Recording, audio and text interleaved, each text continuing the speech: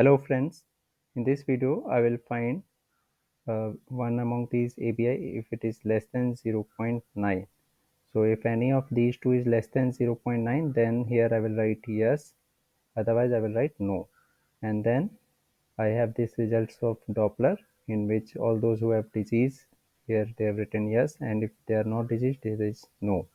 So I will compare these two and put numbers in this table or count in these tables. So first I will find the ABI less than or equal to 0.9. So here I'll use the formula if, and I'll find the minimum of these two. If the minimum of number 1, which is ABI right, comma number 2 ABI left, is less than equal to 0.9. So value if true, it will be yes, and value if false, it will be no. So now I will copy this formula for this entire range. So you can see that this is up to the row 110. This means there are 109 entries from row 2 to row 110, and here we'll now count this. So first we'll use the formula count ifs, and the criteria range 1 will select this ABI less than equal to 0.9. So it expands from C2 to C110, and the criteria will be yes. Less than equal to 0.9 means it is yes. Then the second criteria range, it will expand from D2 to D110, and here also the criteria will be yes. Yes means diseased.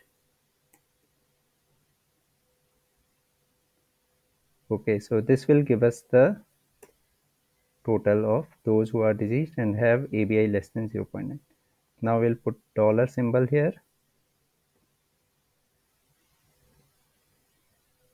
before all the digits and numbers, so that we can copy this formula in all the cells.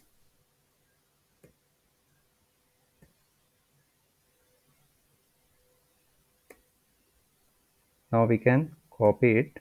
So I will just copy it in all the cells and then we'll edit this. Now we'll edit this one.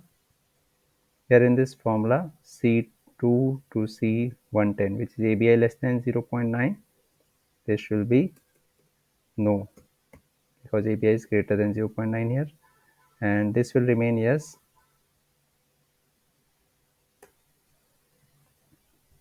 Here the ABI is less than 0.9, so this will remain yes, and person is not diseased, so this will become no.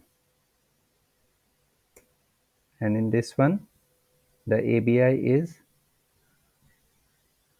greater than 0.9, so this will become no, and person is not diseased, so this also will become no.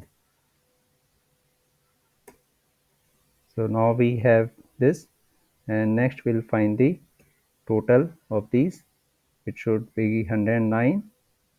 So first we'll find the total of this one, and then we can just copy this formula, and here we can find the total sum of this number and these two numbers. So here it is 109. So that's all in this video. Thank you very much for watching this.